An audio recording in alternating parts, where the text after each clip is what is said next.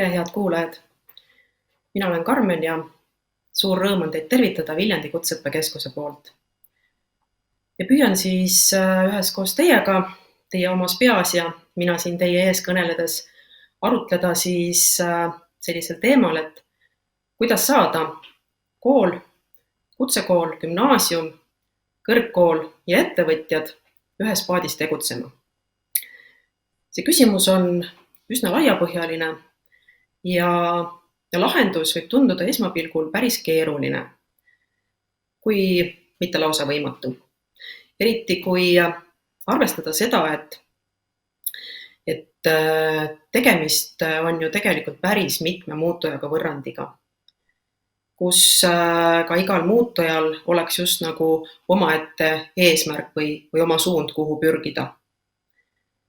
Kuid kui nüüd asjasse natukene süveneda ja lähemalt mõelda, et kas see suund ikka on nii erinev ja kas need eesmärgid on tõesti nii erinevas suunas. Kui me mõtleme ettevõtja peale, siis ettevõtja peaeesmärk tegelikult on ju omaniku tulubaasi suurendamine. Kutsekooli eesmärk on ühiskonnale ja ka sellele samale ettevõtjale tublide töökate spetsialistide loomine, koolitamine. Ja gümnaasiumi eesmärk on kujundada kõrgkoolidele hea ettevalmistusega sisseastujaid ning kõrgkoolil valmistada ette ja kujundada ühiskonnale suurepäraseid spetsialiste ja samamoodi neid spetsialiste ka anda ettevõtetele. Nii et ükskõik millisest otsast me vaatame, lõpuks me jõuame ikkagi palliga sinna ettevõtja väravasse.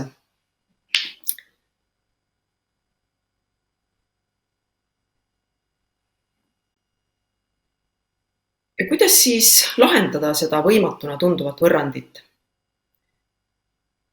Nagu me siin aru saime, siis esiteks on meil ikkagi vaja seda ettevõtjat, kellel oleks tugev sotsiaalne vastutus. Ja seejärel juba avatud suhtumisega koolimeeskondi ja lõpuks siis ka selle 3 osapoole head omavahelist suhtlemist ja koostööd. Ettevõtluse ja majandusõpe ei ole ju koolides mitte midagi uut, vähemalt viimasel ajal. Siiamaale on see õpetamine olnud ikka selline traditsiooniline ja on läbitud õppekava viisil, et õpetaja on tunnis, loeb loengut, räägib lastele või noortele siis majandusest ja ettevõtlusest, kasumist, kahjumist ja paremal juhul, kui see kursus ükskord läbi on, siis on tore, kui need õpilased, kes sinna tundi kohale on jõudnud, mäletavad, et mis on siis pakkumise ja nõudlus omavaheline suhe või mismoodi tuleb CV-d koostada. Kõik selline õpikäsitus tegi natukene muret, sest et ega õpilased ju väga ei ole innustunud kuulamas natukene võib-olla traditsioonilisi ja kes teab võib-olla ka igavavõitu loenguid. Kutsekool on selline asutus, kus on suur rõhk praktilistel tegevustel. Kutsekoolis õppides tegelikult lausa pool õppetööst tuleb läbida praktilisi meetodeid kasutades. Ja kui me vaatasime oma õpikäsitustele ja kooliprogrammi ülesehitusele otsa, siis me saime aru, et vanaviisi enam jätkata ei saa. Ja siinkohal tahan ma teha suure kummarduse Epule Junior Achievementist ja Kaidule Startup Viljandist, sest et nende 2 inimese ideid kokku pannes sündis siis Viljandi Kutseõppekeskuses hetkel rakendatav karjääri- ja ettevõtlusõppe mooduli selline rakendatav mudel. Kui juba mõned aastad tagasi sattusin kuulama Junior Achievementi õpilasfirmade juhendajate koolitust, siis ma innustusin sellest päris tugevalt ja püüdsin seda õpilasfirmade ideed viia ka oma kooli, et ka meie õpilased võiks sellisel praktilisel viisil võib-olla oma koolitööd teha.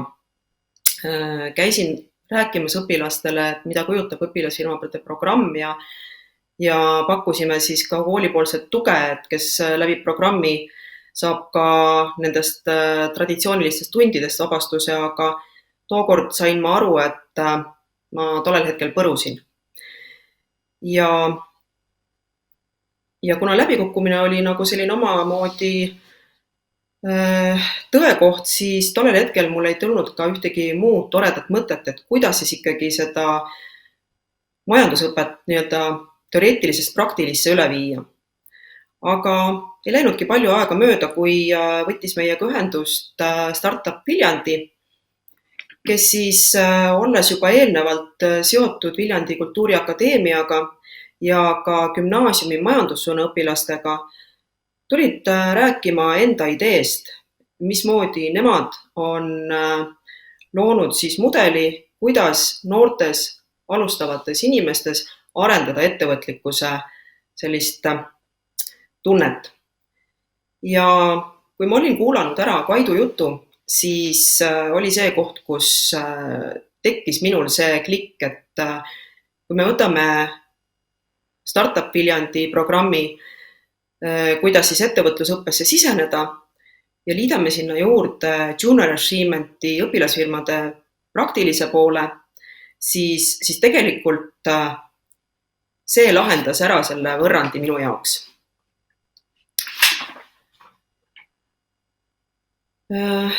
Startup Viljandi, ütleme siis selline sisenev programm õppesse kätkeb endas sellist ideede korjet ehk ideesõela ja meie oleme siis oma koolis selle ettevõtlusõppe üles ehitanud nüüd sellisel viisil, et terve teise kursuse jooksul meie õpilased saavad tegeleda praktiliselt õpilasfirma tegevusega ja see katab ära majandusõppe tundide sisu.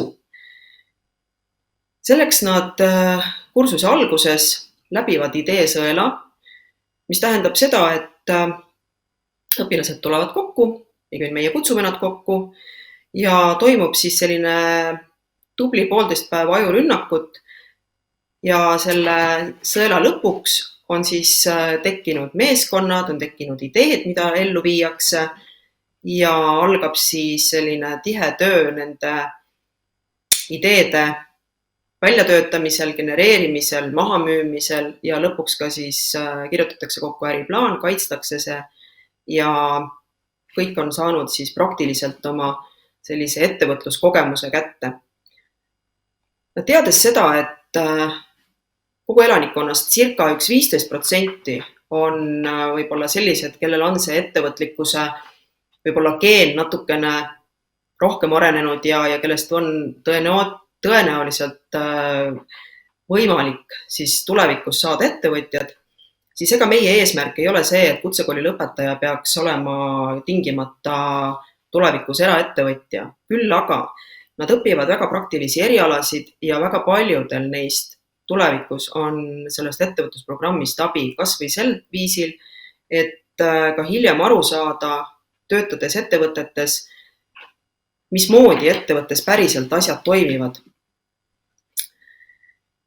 Kui nüüd tagasi tulla selle koostöö juurde, millest tegelikult täna terve päeva jooksul on ju kõneldud, siis ka gümnaasiumiga, Viljandi linna gümnaasium on väga selles mõttes tore koostööpartner meil olnud ka pikka aega, et nendel on ju majandussuund ja me oleme teinud koostöös erinevaid tegevusi ja me oleme loonud ka koos ühe projekti ja meie oleme siis siinkohal ka neile nii-öelda gümnaasiumi õpilastele partneriteks, et õpilased, kes seal tegutsevad oma õpilasfirmadega, saavad käia ja meie juures siis oma tooteid prototüüpida ja neid ka siis vajadusel toota. Ja kui nüüd mõelda selle peale, et me oleme 3 aastat seda mudelit püüdnud siis nii-öelda välja töötada, rakendada, elus hoida, et kas see mudel on siis täna valmis nii palju, et sellega rohkem enam vaeva ei pea nägema, siis vastus on kindel ei. Sest et kui see mudel oleks valmis, siis tähendab seda, et seda ei saa enam edasi arendada ja siis oleks vaja see kõrvale heita ja hakata midagi uut looma. Täna oleme me selle mudeli toimimises väga veendunud ja kindlasti me arendame seda mudelit veel ja veel ja veel edasi, et see järjest paremaks saaks. Aitäh teile! Aitäh, Karmen, ettekande eest. Saal kuulas väga tähelepanelikult ja on tulnud ka mitu küsimust. Kuidas te oma koostöö tulemuslikkust hindate? Ma arvan selle lõpu mõtte juurde, et jah, see ei ole veel valmis, jah, me kogu aeg arendame, sobib see mõte väga hästi. Et millisesse suunda, mis on see tulemuslikkus, mida te eesmärgiks siis enda jaoks peate? Meie kõige võib-olla sellisem ilusam unistus oleks see, et need noored, kes selle programmi läbivad, tõepoolest ühel päeval, on see siis kas juba kooli ajal või mingi aeg hiljem peale kooli lõpetamist, saavad sellest programmi läbimisest reaalse kasu ja et kui nad kunagi puutuvad kokku mingil viisilgi ettevõtlusega, kas ise või kellegi abistajana, nõuandjana, siis neil klikib ära, et jaa, ma ju õppisin seda koolis, ma õppisin seda meeskonnatööd, ma oskan lahendada probleemsituatsioone.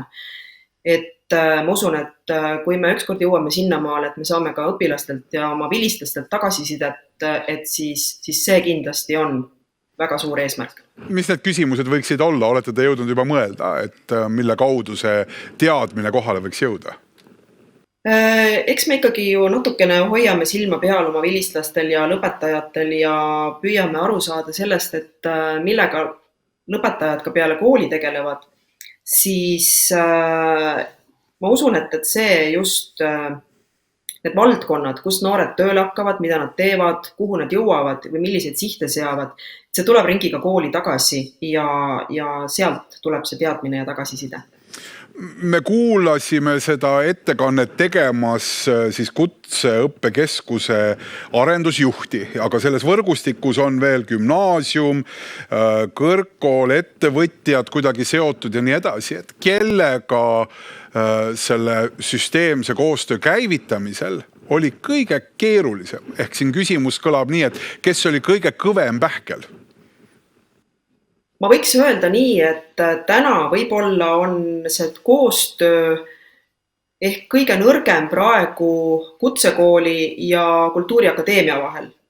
Ja ma arvan, et viga ei ole mitte nüüd selles, et kumb oleks kõva pähkel, vaid et pigem on see meie väljund nii-öelda tööturule või järgmisele tasemele suhteliselt erinev. Et kui meie valmistame oma noori ette sellise praktilise suunitlusega, kes lähevad otse ettevõtetesse, siis akadeemia suund ja nende väljund on teistsugune päris palju, et ka just see akadeemiline ja selline kultuuriline taust seal juures, me otsime neid ühiskohti, et meil on koostöö akadeemia poolt ju tegelikult ka Kait, kes on Startup Viljandi looja, et see mudel sealt tuli, ja kindlasti me neid kohti ka leiame, et aga see on see koht selles mudelis või selles rattas, mis otsib veel lahendusi.